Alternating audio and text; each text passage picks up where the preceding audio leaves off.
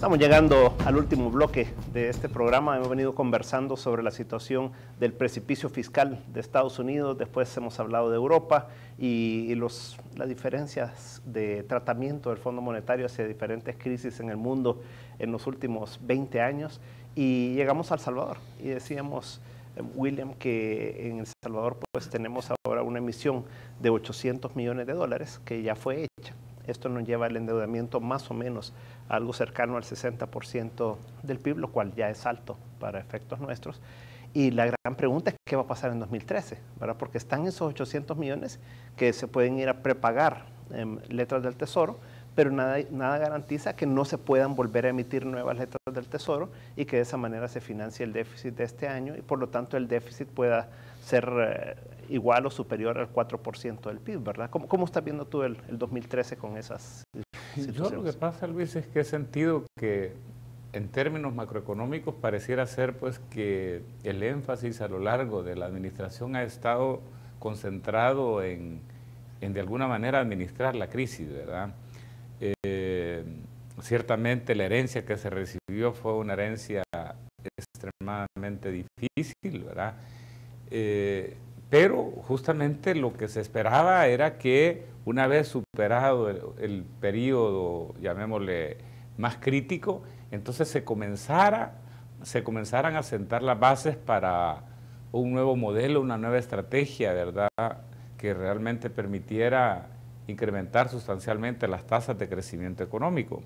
Entonces, como eso no ha ocurrido, entonces prácticamente lo que hemos tenido es que año con año como que hemos estado sometidos a la necesidad de hacer malabarismos para administrar la crisis, que es un poco lo que está pasando en los Estados Unidos también.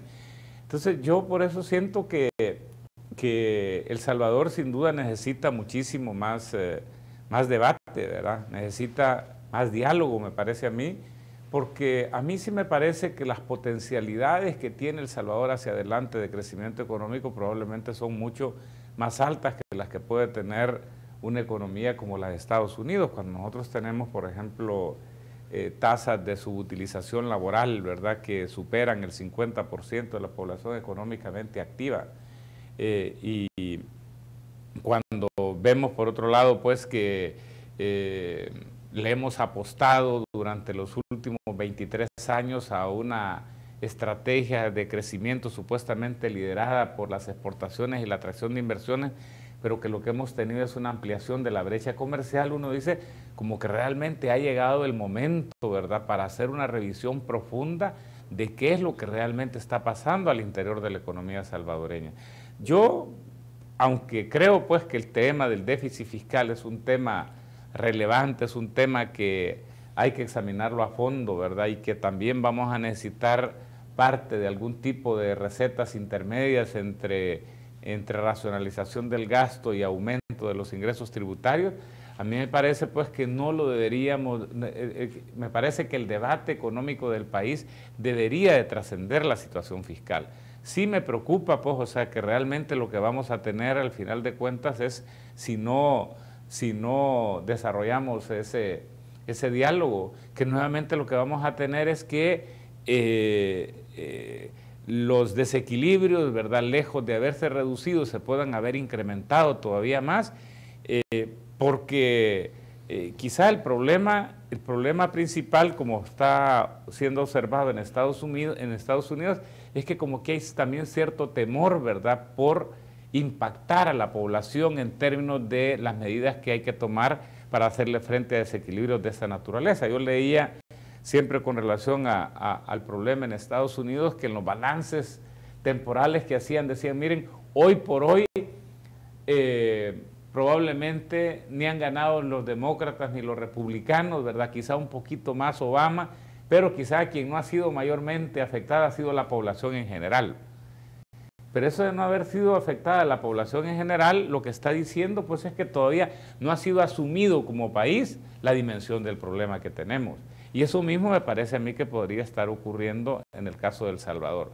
O sea, si nosotros en realidad enfrentamos esta situación fiscal con una lógica de básicamente estar postergando la solución, entonces más temprano que tarde lo que va a ocurrir es que cuando haya necesidad del ajuste, este va a ser todavía muchísimo más doloroso que si lo hacemos en este momento, que es un poco lo que uno observa en varios países europeos. Lo que no cabe la menor duda es que seguimos en una trayectoria de insostenibilidad fiscal, que en el caso nuestro, como digo, también está acompañado por un deterioro del déficit comercial, una pérdida de competitividad, porque yo creo que ese es el tema del cual no hemos hablado. Una pérdida de competitividad que, en estos momentos pues, de globalización es fundamental, ¿verdad?, hacerle frente para poder aspirar, por ejemplo, en un mejoramiento de las condiciones de vida en general de la población, que es lo que supuestamente debía de guiar el actuar, por ejemplo, de los funcionarios públicos y de la sociedad en general. Álvaro, ¿tú cómo ves la situación? Como menciona William, hay que ver el tema de crecimiento, pero también la situación fiscal este año, porque si se tiene esos 800 millones de dólares que ya tiene disponible el Ministerio de Hacienda para pagar en principio letras del Tesoro y después para poder definir qué hace con los otros 400 millones, y por el otro lado tiene la posibilidad de un desembolso de 100 millones y de 150 millones con el BID y con el Banco Mundial, como que tiene una disponibilidad de recursos importantes que podría tener la tentación de usarlos este año y de esa manera validar un déficit, una deuda a PIB que pudiera rondar el 60% del PIB. Pero ¿cómo lo ves tú este año? Sí, bueno, para nosotros en FUSAES la referencia es el acuerdo interpartidario que mencionó Carlos Acevedo. Claramente ahí se plantea algunas soluciones de corto plazo, como por ejemplo ocupar estos 800 millones de dólares en un primer bloque de 400 para pagar la deuda de corto plazo y reducir el límite de emisión de letes, y luego utilizar el segundo bloque de 400 millones de dólares según como lo decida la Asamblea Legislativa, porque eso así está determinado en el acuerdo y en el decreto de la emisión de los bonos. Eso pues no se tomó una decisión en el momento del acuerdo, entonces eso se tiene que decidir pronto.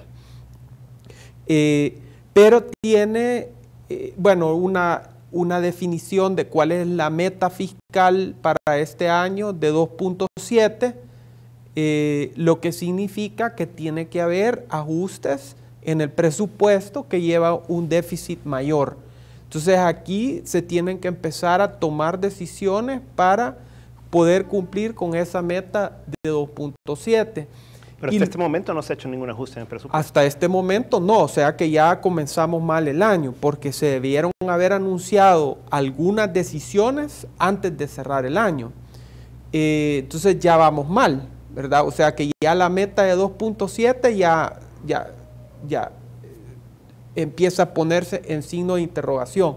Pero de todos modos estamos comenzando el año y para nosotros la referencia es este acuerdo. Pero este acuerdo tiene también dos cosas muy importantes que sí pueden ser ya una definición de decisiones más de carácter estructural, y por eso creemos que es importante que trabajemos en ellas. En primer lugar está impulsar una ley de responsabilidad fiscal que le dé sostenibilidad a las finanzas públicas para poder cumplir con los compromisos sociales. Esta ley incluye reglas cuantitativas. Bueno, cuando uno dice eso, ¿qué es? Bueno, algo tan sencillo como en el caso personal, pues siempre se le recomienda a la gente, usted ahorre 10% de su salario toda la vida, ¿verdad? Esa es una regla cuantitativa. Entonces, para las finanzas públicas, pues ahí se define el déficit fiscal, el tamaño de la deuda. Eso funciona. En Chile ha tenido mucho éxito cuando definieron esa regla estructural, no de una manera legal, sino el presidente Lagos, creo que fue, que dijo, aquí vamos a tener un superávit fiscal estructural de 1% y lo cumplió y puso a Chile en una trayectoria muy favorable desde el punto de vista fiscal. Entonces, impulsar esta ley de responsabilidad fiscal es importante, que tenga reglas fiscales y que tenga procedimientos presupuestarios claros. O sea, que todo lo que es la etapa de la formulación y ejecución del presupuesto sea más transparente y más clara en la rendición de cuentas.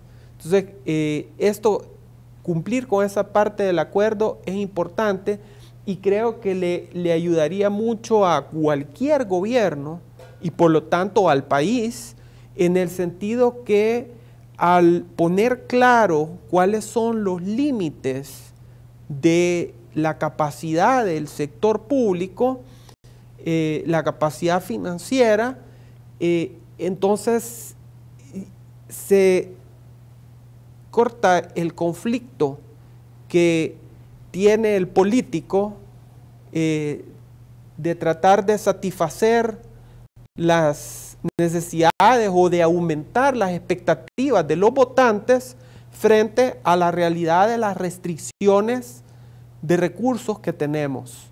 Entonces, a eso se tiene que encaminar también los países europeos y Estados Unidos, que se hagan esas como reglas bien definidas para que los incentivos políticos no te lleven a los desequilibrios fiscales. Carlos, todos coincidimos en que lo que tiene que haber es un mayor crecimiento económico y que el haber crecido tan poco todos estos años, y no solo esta administración, sino los años anteriores también, no es algo que nos pueda ayudar a resolver los problemas sociales y económicos. ¿Tú ves la posibilidad de que El Salvador crezca de manera sostenida al 5 o 7% por algún tiempo, en un momento futuro cercano? Bueno, yo creo que debería crecer, necesita crecer a esas tasas y creo que tiene el potencial para crecer, pero hay que resolver varias cosas. La primera, la polarización que hay. Yo creo que con los niveles de polarización que hemos tenido, que deben estar entre los más grandes del continente y quizá del mundo, es difícil echar a andar proyectos con visión de país. Aunque curiosamente y paradójicamente creo que este año, a pesar de ser un año electoral, a pesar de que los años electorales en general no son buenos ni para las finanzas públicas ni para la economía, creo que por otra parte los partidos políticos, bueno, los dos partidos principales que creen que van a ganar, deberían estar interesados en encontrar el mejor país posible, digamos, las finanzas públicas saneadas, proyectos de crecimiento en curso importantes. Entonces los dos deberían estar interesados en apoyar todas las medidas para dejar saneadas las finanzas públicas, todas las medidas para que este año sea el año de la recuperación económica, si ellos realmente creen que van a ganar. Entonces creo que ese es un factor favorable. Y curiosamente aquí funciona el concepto de la mano invisible de Adam Smith. Bueno, lo que decía Álvaro del problema de Europa, que yo creo que es cierto, ¿verdad? Los intereses particulares se anteponen a los intereses generales, pero yo creo que aquí los intereses particulares estarían en línea con los intereses generales, porque si a ambos partidos, en lo particular, les interesa ganar, tendrían que hacer medidas que van a ayudar al interés general. Entonces yo sí estaría bastante optimista, digamos, en la línea de las iniciativas que ha planteado Secretaría Técnica. Aunque, bueno, venimos tratando de hacer esto desde hace varios años, creo que este año sí hay mejores condiciones, ya hay proyectos que ya están en marcha, digamos, agricultura familiar, que ha sido muy bueno, ¿verdad? Las cosechas de granos básicos que se han alcanzado han sido los récords históricos. El problema de la suficiencia alimentaria ya no es un problema en el país. La banca de desarrollo empezó a gatear este año, empezamos a dar primero sus pasitos en 2013, entonces ya hay iniciativas, el asocio para el crecimiento ya está madurando, viene Formilenio 2, etcétera. Hay una serie de iniciativas que ya no están simplemente en la pizarra, sino que ya están empezando a implementarse. Bueno, el paquete de reformas para incentivar la inversión, eso ya depende de la Asamblea. Y luego están las variables externas, que obviamente eso ya no lo controlamos, pero por el lado de las variables domésticas yo creo que sí hay un escenario propicio ya para empezar a generar un punto de inflexión. Obviamente no vamos a ver tasas de 5% en el futuro inmediato, pero yo creo que sí están las condiciones para para empezar a despegar, porque yo creo que El Salvador tiene potencial, ¿verdad? Tiene el capital humano, ¿verdad? Como tantas veces lo ha dicho PNUD, para lograr tasas de 5 y demás, ¿verdad? Allí lo que ha faltado han sido, digamos, entre otras cosas, como consensos sociales y políticos básicos. Bueno, gracias a los tres. La verdad que ha sido una conversación muy interesante. Podemos concluir en varias cosas. Uno es que en la medida que Estados Unidos, Europa no enfrenten la situación, como dice William, que lo internalice realmente la población y que entiendan la envergadura del problema, va a ser difícil que lo resuelvan. Y en la medida que lo posterguen más los ajustes a la larga se dan y son peores. Y en el caso de El Salvador, pues hay, yo creo, buenas perspectivas en el sentido de que hay proyectos ya en marcha, ya una serie de discusiones que se han venido dando sobre el puerto también de la Unión, sobre el aeropuerto, sobre muchas cosas que podrían cuajar este año. Ojalá que este sea el año del punto de inflexión, como dice Carlos, lo necesitamos a gritos realmente en el país, no podemos seguir con estas tasas de crecimiento tan bajas, ojalá que ese sea el punto de inflexión y que tal vez no obtengamos todos los resultados que quisiéramos en el 2013, pero el darle la vuelta a la tendencia creo que sería lo importante para que a partir de 2014 pudiéramos tener unos crecimientos mucho más robustos que los que hemos tenido anteriormente. Así que gracias a ustedes y por supuesto también muchísimas gracias por habernos acompañado esta noche y nos veremos el próximo domingo en este mismo espacio, si el Señor así lo permite. Muy buenas noches.